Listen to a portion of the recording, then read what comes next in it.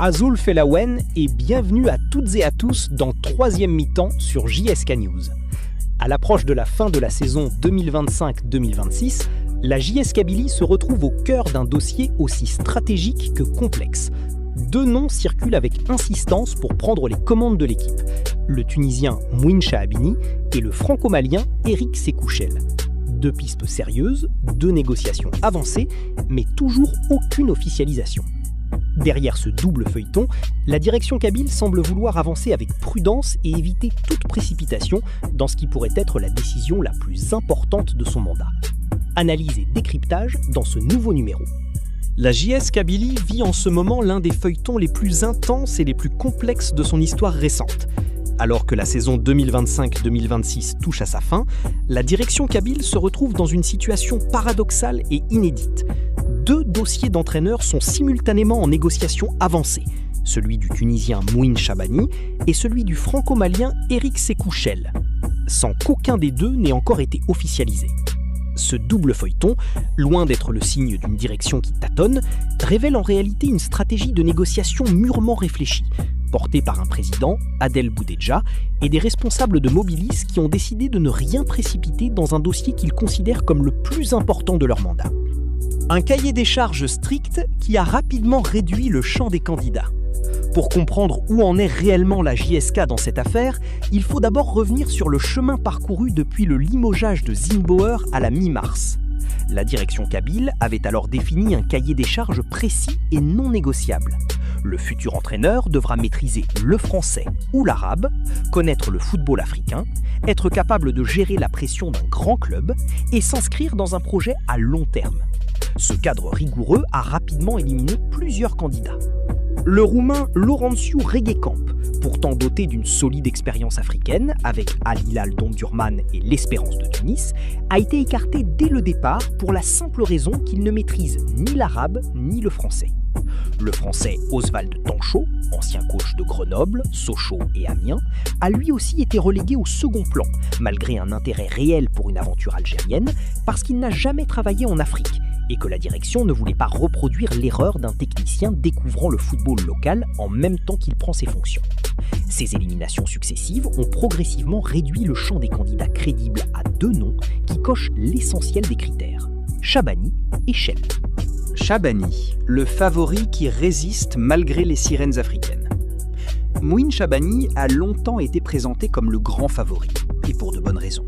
L'ancien entraîneur de l'Espérance de Tunis est l'une des références du football africain de club. Il connaît les exigences de la Ligue des champions africaine, il a géré des vestiaires composés de joueurs ambitieux et habitués à gagner, et il a démontré sa capacité à construire des équipes compétitives capables de performer sur la durée. Son profil avait séduit la direction kabyle, au point que, selon certaines indiscrétions, il aurait même commencé à suivre les dernières journées du championnat algérien pour se faire une idée précise sur le groupe, participer à la réflexion sur la liste des libérés et identifier les profils à recruter. Ce niveau d'implication précoce, si l'information est exacte, témoigne d'un intérêt allant bien au-delà d'une simple prise de contact exploratoire. Chahabani avait visiblement commencé à se projeter dans le projet kabyle, à se l'approprier mentalement, à réfléchir à ce qu'il pourrait en faire. Mais Chahabani est un entraîneur sollicité, et le marché ne lui a pas laissé le temps de se décider tranquillement. Le RS Berkane, qualifié pour les compétitions continentales de la CAF la saison prochaine, lui aurait proposé un contrat financièrement plus attractif, avec la garantie d'évoluer sur la scène africaine. D'autres clubs, impliqués dans les groupes CAF, seraient également entrés en lice. Et c'est précisément là que réside le principal obstacle entre Chahabani et la JSK. Le club kabyle ne participera à aucune compétition continentale la saison prochaine. Pour un entraîneur de son standing, habitué à évoluer sur la grande scène africaine, cet argument pèse lourd. Il ne s'agit pas seulement d'une question financière, mais d'une question de visibilité, de niveau de compétition et d'ambition personnelle. Malgré tout, les discussions entre Chahabani et la JSK ne seraient pas totalement closes, et certaines sources continuent d'évoquer des contacts encore actifs. Tant que le technicien tunisien n'a pas signé ailleurs, la porte reste entrouverte. Chel, le pari audacieux qui pourrait tout changer.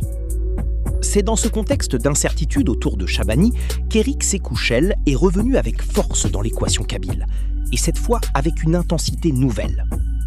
Selon les informations publiées ce 16 mai 2026 par le journal Compétition, les discussions entre la JSK et le technicien franco-malien de 48 ans seraient très avancées, au point qu'il ne resterait plus que quelques détails à régler avant de sceller l'accord.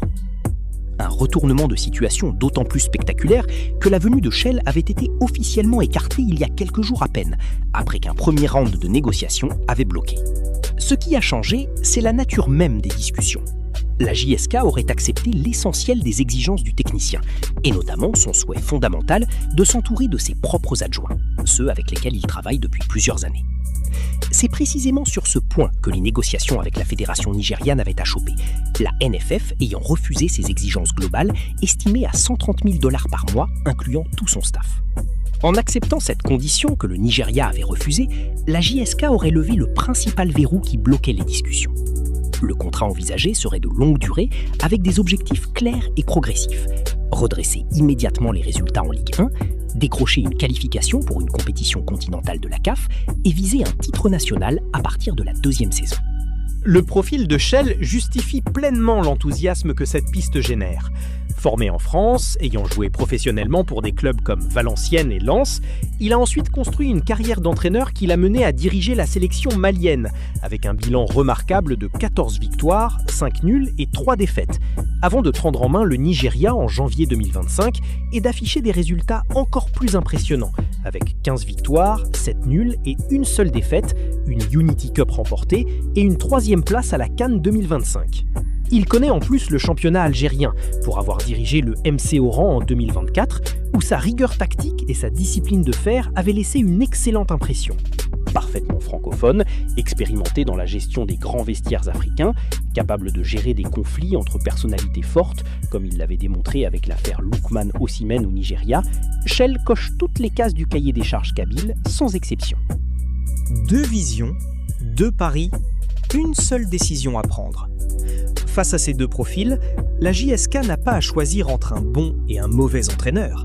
Elle a à choisir entre 2 visions du football et 2 types de projets.